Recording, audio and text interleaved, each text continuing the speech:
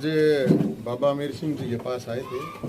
इनके चाचा जी थे, उनका देहांत हो गया था, तो भगवान वाहेगुरु उनकी आत्मा को शांति दे।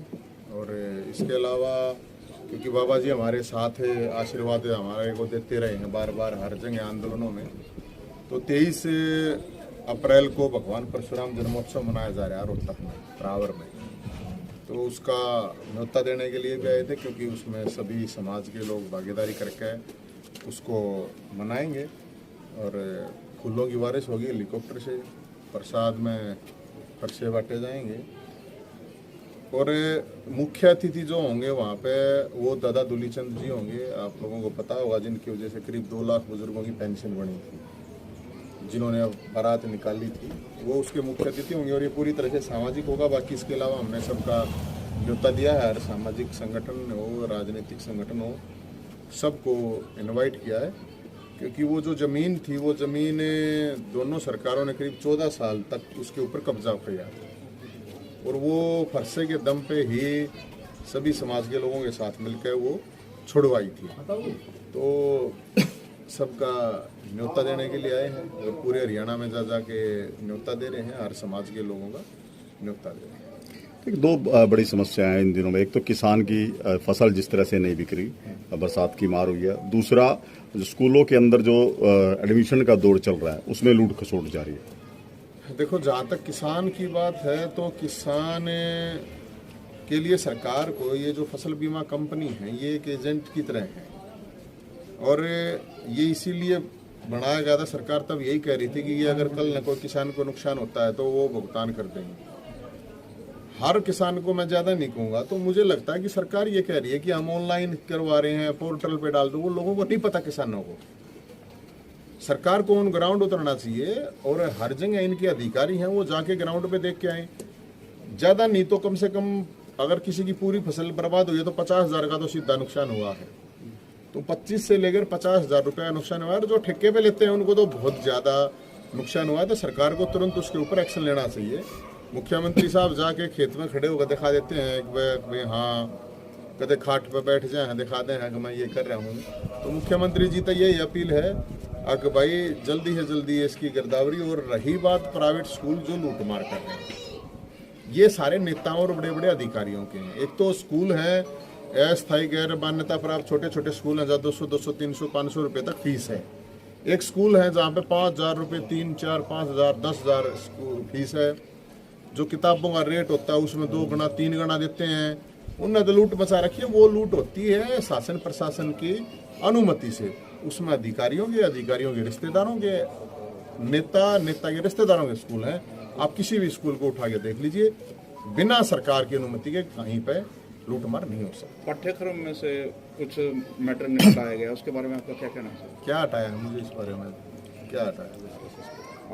आरएसएस में मेरे ख्याल में 12वीं और 10वीं कक्षा में जो पाठ्यक्रम बनाया नहीं, जो अनुबंध हुआ, हाँ, उसमें कुछ सिलेबस हटाया गया है। वो मेरे को अभी पूरी इसके बारे में जानकारी नहीं है। अगर कोई इसकी जानकारी होगी तो मैं आपको जरूर बता दूंगा। लेकिन जैसे मुख्यमंत्री साहब को मैं तो इतना ही कहूँगा, अभी चला रखे उन्होंने, खाट पे प्रोग्राम चला रखा था। अभी मैं घरोंडे अंदर से भी आया हूँ, वहाँ पे रोड भी ढंग से ना बना रखी है। तो मुख्यमंत्री साहब का जिला है, मुख्यमंत्री साहब जो ये खाट पे चर्चा कर रही हैं, अगर सिक्योरिटी ना हो तो लोग मुख्यमंत्री साहब की खाट को खड़ी कर देंगे, तुरंत खड़ी कर देंगे। क्यों कर देंगे? कि जो बेरोजगार है, जो सवाल पूछता है सीईटी के बारे में कि क्वालिफाई कर दो, उसको क्या देते हैं तो चुप होकर बैठ जा। कोई एचटेट के लिए, आजीवन के लिए बात करता, मतलब वो बात जायज़ है, कोई उसमें नाजायज चीज़ नहीं है। जब कोई भर्तियों की बात करता है तो कोई बीपीएल पे, फैमिली आईडी के नाम पे परेशान है, पेंशन का इशू है, उसके ऊपर है, तो ये हाल हो रहे हैं। ये यहाँ के करनाल का ही इशू है। और मैं आपको एक जानकारी और भी देना चाहूँगा कि जो बाबा अमीर सिंह जी थे अपने हैं, जो अभी इनके जो चाचा जी थे, उनकी भी फैमिली आईडी में गड़बड़ थी। वो मेरे ख्याल में अभी तक ठीक नहीं हुई थी शायद। तो पेंशन का इशू था, अभी ठीक हो गई थी। तो एक अधिकारी आना था करनाल से, हाँ, सेंड करवाने, हाँ, 1 महीने का टाइम, वो अभी तक आया वो आया नहीं। और वो गुजर चुके हैं। चाचा वो चाचा हम खाट पे लेके गए थे, आपको ध्यान होगा, करनाल में उनको। तो लोग मर जाएंगे लेकिन कागज नहीं बना पाएंगे। इस सरकार के कागज पूरे नहीं हो पाएंगे। लोग आखिर में यही सोच लेंगे कि भाई हम तो बिना ही कागज से ठीक है। मतलब लोग इतने परेशान कर रखे हैं, एक चीज ठीक कराने के लिए बीपीएल कार्ड काट दिया, कभी पेंशन काट दी, कभी कुछ कर दिया।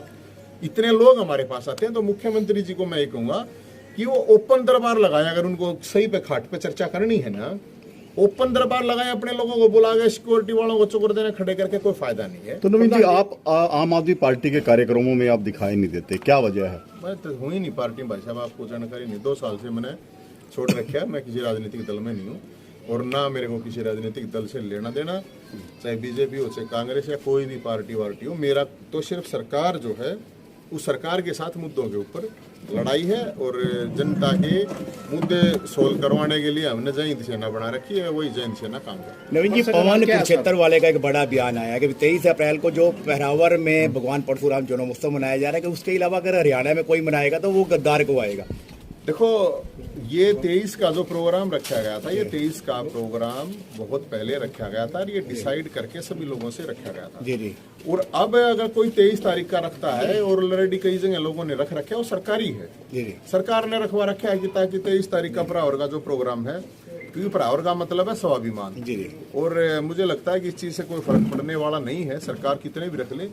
और मुझे नहीं लगता कि उन्होंने गलत कहा, जिनको बताने के बावजूद जिन्होंने प्रोग्राम किया है, एक फैल करने के लिए, प्रोग्राम फैल करने के लिए जो प्रोग्राम गलत भावना से कर रहे हैं, तो मेरी तो उनसे रिक्वेस्ट है कि ना करें तो ठीक है, वरना समाज देखा गया तो समाज डिसाइड। तो इस प्रकार के बयान से ब्राह्मण आहत नहीं हुआ है क्या कि वो ब्राह्मण क्या का गद्दार क्या कहना? इसमें गद्दार किसको कहा जाता जी है? जी जी।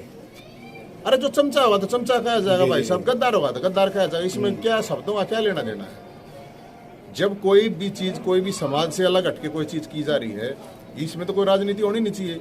अब राजनीतिक लोगों के चक्कर में आके आप अलग अलग जगह ताकि लोग इकट्ठे ना हो सकें, ये चीज कर रहे हो तो उनको क्या होगा, उनको क्या कहा जाएगा? उनको वो मतलब शिरोमणि कह देना। बताओ, ये अक्षय तृतीया 23 अप्रैल की है। हाँ, पूरे 22 हरियाणा 23 तारीख के पूरे हरियाणा में 22-23 को मनाया जा रहा है। वो तो पूरे महीने मनाया जाता है। भगवान परशुराम जन्मोत्सव तो पूरे महीने मनाया जाता है। 22 से, अक्षय तृतीया से अगले 22 तक कभी मनाया जाता है।